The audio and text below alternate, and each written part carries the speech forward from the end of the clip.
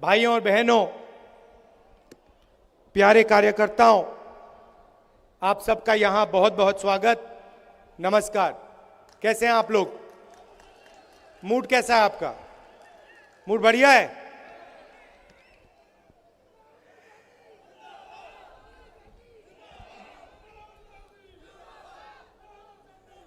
हिंदुस्तान के हिस्ट्री में 1947 के बाद बहुत सारी यूनियन टेरिटरीज को स्टेट बनाया गया, स्टेट्स को बांटा गया। आंध्र प्रदेश में से तेलंगाना बना, बिहार में से झारखंड,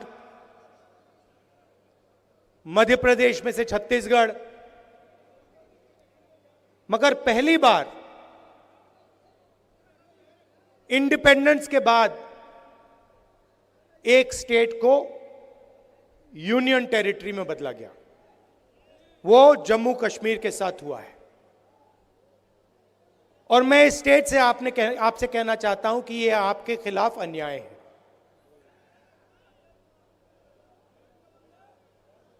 आपका लोकतांत्रिक हक आपसे छीन लिया गया है और आज जम्मू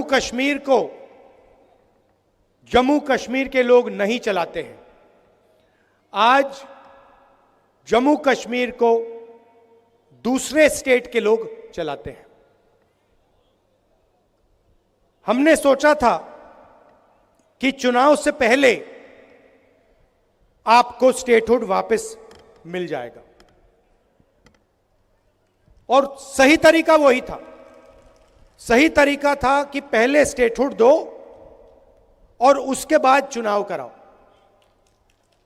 अब ठीक है, पहले चुनाव करा दिया, मगर हम चाहते हैं कि जल्दी से जल्दी आपका जो लोकतांत्रिक हक है, जम्मू कश्मीर का जो स्टेटहुड है, वो आपको वापस मिले।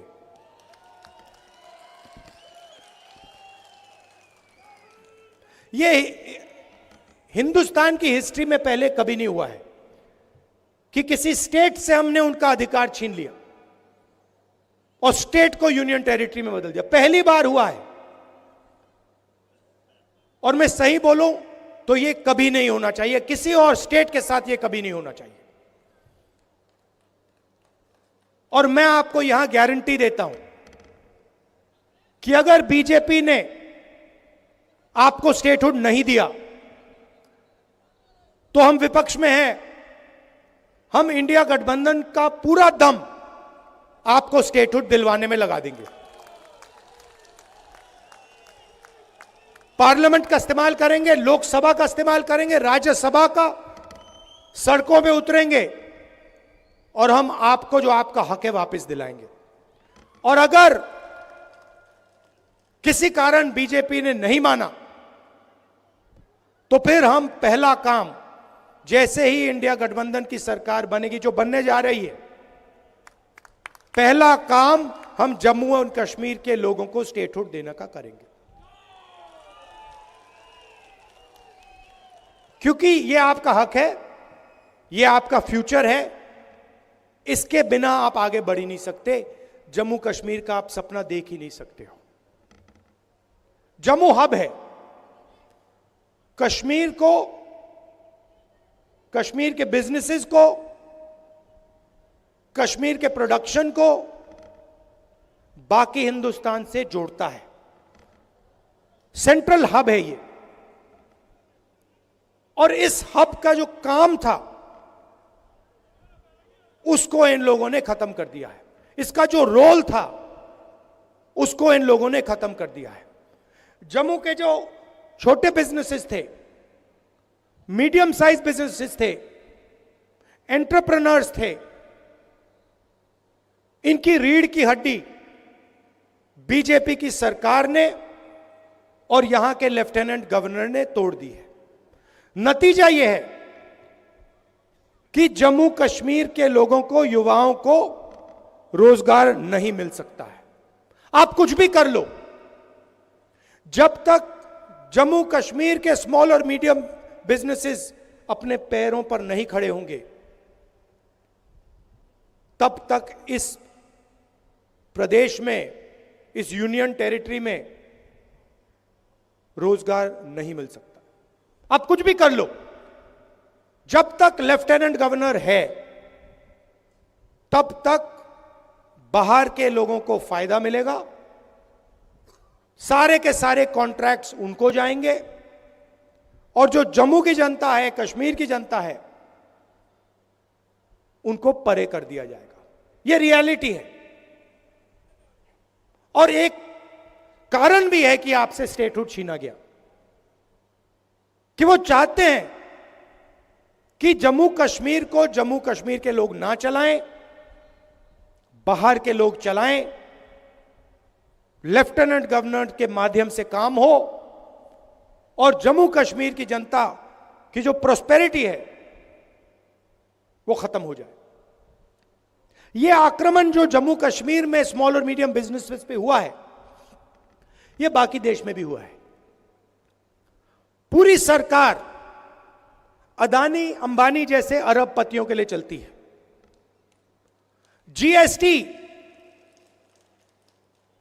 जीएसटी एक हथियार है। जम्मू के एंटरप्रेन्योर्स, जम्मू के स्मॉल और मीडियम बिजनेसेस पर आक्रमण करने का हथियार है। नोटबंदी एक हथियार था। यह पॉलिसीज नहीं है, यह हथियार हैं, और इनका लक्ष्य रास्ता साफ करने का है। किसके लिए? अदानी और अंबानी जैसे अरबपतियों के लिए। नोटबंदी और जीएसटी ने, गलत जीएसटी ने हिंदुस्तान में लाखों स्मॉल और मीडियम बिजनेसेस खत्म कर दिए।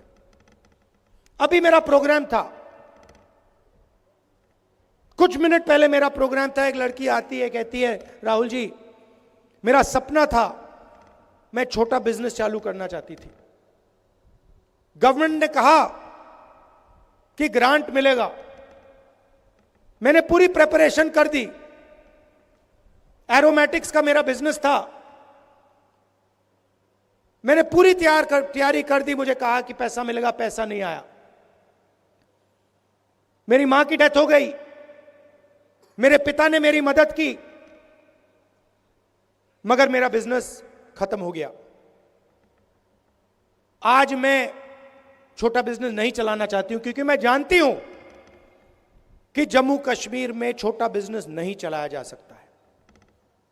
मगर यही आपकी रीढ़ की हड्डी है, यही आपकी स्ट्रेंथ है, इसी में आपका रोजगार है, इसी में आपका भविष्य है। और आप किसी भी युवा से पूछ लो, वही जवाब मिलेगा। वो लड़की अब कह रही है कि मैं एडमिनिस्ट्रेशन में जाना चाहती हूं, मैं आईआईटी में जाना चाहती हूं। आईआईटी में कितने लोग जाएंगे? एडमिनिस्ट्रेशन में कितने लोग जाएंगे?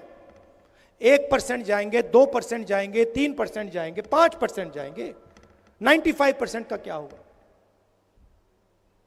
जहां भी देखो वहां आपको अदानी अंबानी दिखेगा। पहले आपका रोल था, कश्मीर के सेब यहां से निकलते थे, आप बाकी हिंदुस्तान में भेजते थे। आज पूरी की पूरी सेब की इंडस्ट्री अदानी के हाथ में है।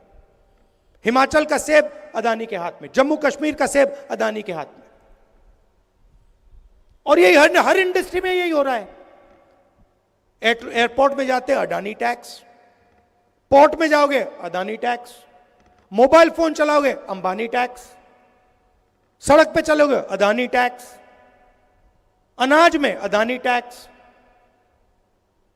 सेना हथियार का प्रयोग करेगी, अदानी टैक्स, कारतूस अदानी टैक्स, अग्निवीर अदानी टैक्स। ये कब तक चलेगा? 16 लाख करोड़ रुपए कर्जा माफ किया है अदानी अंबानी जैसे 25 लोगों का, नरेंद्र मोदी। आप शेम कह रहे हो, मगर मैं आपसे पूछना चाहता हूं, जम्मू के छोटे बिजनेस वालों का जम्मू के किसानों का कितना टैक्स माफ हुआ है? जो आपके युवा 18-19 घंटे पढ़ाई करते हैं, सपना देखते हैं, एजुकेशन के लिए लोन लेते हैं, उनका कितना टैक्स माफ, उनका कितना माफ हुआ है पैसा? उनके कितने बैंक लोन माफ हुए हैं? कोई बीमार होता है, अस्पतालों में लाखों रुपए लग जाते हैं, उनका कितना कर्ज माफ हुआ है? जीरो। आप अगर बैंक लोन लेते हो और पैसा वापस नहीं देते हो, आपको जेल में डाल देते हैं, जेल में डाल देते हैं। और अंबानी अदानी जैसे लोग बैंक लोन लेते हैं, पैसा वापस नहीं देते हैं, कहते हैं चलो और पैसा ले लो। कितना चाहिए? 1,000 करोड़, 2,000 करोड़, 50,000 करोड़, 1,00,000 करोड़, जितना चाहिए ले लो, जो करना है करो, जो इंडस्ट्री खरीदनी है खरीदो। लखनऊ का एयरपोर्ट चाहिए ले लो, मुंबई का एयरपोर्ट चाहिए, अच्छा वो किसी और के हाथ में, चलो सीबीआई केस लगाओ, ईडी केस लगाओ, परे करो उसको, अदानी को दो। ये make in India, make in India, make in India बात करते रहते हैं, डिफेंस इंडस्ट्री की बात करते हैं। सारे के सारे कॉन्ट्रैक्ट्स अदानी जैसे लोगों को जा रहे हैं। बाहर इजराइल की कंपनी हथियार बनाती है, लेबल अदानी का लग जाता है। इजराइल की कंपनी ड्रोन बनाती है, लेबल अदानी का लग जाता है, और कहते हैं मेक इन इंडिया हो गया। कैसे मेक इन इंडिया हो गया? इजरायली हथियार है, मेक बाय अदानी हो गया है, मेड इन इंडिया नहीं हुआ है। और यही हालत पूरे देश में है। अगर आप गरीब हो तो इलेक्ट्रिक मीटर लगेगा, मॉडर्न टेक्नोलॉजी लगेगी, चमकते हुए मीटर लगेंगे, आपके जेब में से पैसा निकालते जाएंगे, निकालते जाएंगे, निकालते जाएंगे। जीएसटी लगेगी। अभी आपने पता नहीं अन्नपूर्णा रेस्टोरेंट वाली कहानी सुनी या नहीं? वो फाइनेंस मिनिस्टर के सामने खड़ा होता है, कहता है मैडम बड़ी मुसीबत है, मैं अगर बन बेचूं एक जीएसटी लगती है, अगर उसमें क्रीम डाल दूं दूसरी जीएसटी लगती है, अगर बन और क्रीम अलग बेच दूं तो तीसरी जीएसटी लगती है, मैं क्या करूं? और यही हालत सबके साथ है। ऐसी कॉम्प्लिकेटेड जीएसटी बना दी है, क्यों? एक्सटॉर्शन करने के लिए। गलती करो, ईडी वाले, सीबीआई वाले, इनकम टैक्स वाले आ जाएंगे, जीएसटी वाले आ जाएंगे, पैसा लेंगे चले जाएंगे। यही सिस्टम चल रहा है।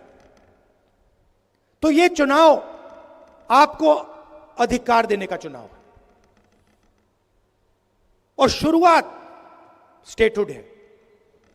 उसके बाद सरकार आएगी, जम्मू कश्मीर के जो स्मॉल और मीडियम बिजनेसेस हैं, जो लोकल इंडस्ट्री है, उनकी रक्षा करने वाली सरकार होगी। बैंक के दरवाजे आपके लिए खुलेंगे, आपको सपोर्ट मिलेगी, आपको टेक्नोलॉजी मिलेगी। उनकी जगह है, अंबानी की जगह है, अदानी की जगह है, मगर आपकी भी जगह है। यह नहीं होगा कि भैया उनको सब कुछ दे दिया और जम्मू कश्मीर के लोग देखते रह गए। पीओके से रेफ्यूजीज आए, उनसे मनमोहन सिंह जी ने वायदा किया था, वो वायदा पूरा किया जाएगा। सॉरी, कश्मीरी पंडित से जो मनमोहन सिंह जी ने वायदा किया था, वो वायदा पूरा किया जाएगा। और जो हमारे रेफ्यूजीज हैं, जो पाकिस्तान ऑक्यूपाइड जेएनके से आए हैं, 2014 में जो उनको वायदा किया गया था फाइनेंशियल पैकेज का, वो भी हम पूरा करके दिखाएंगे। ये जो स्मार्ट मीटर्स लगा रखे हैं, ये जो नरेंद्र मोदी जी की टेक्नोलॉजी है, इसको हम यहां से हटा देंगे, ये हमें नहीं चाहिए। और जो पंजाबी है इसको हम ऑफिशियल लैंग्वेज बना देंगे। मगर मेन बात मैं आपसे कहना चाहता हूं कि देखिए, एक तरफ हिंदुस्तान के प्रधानमंत्री हैं,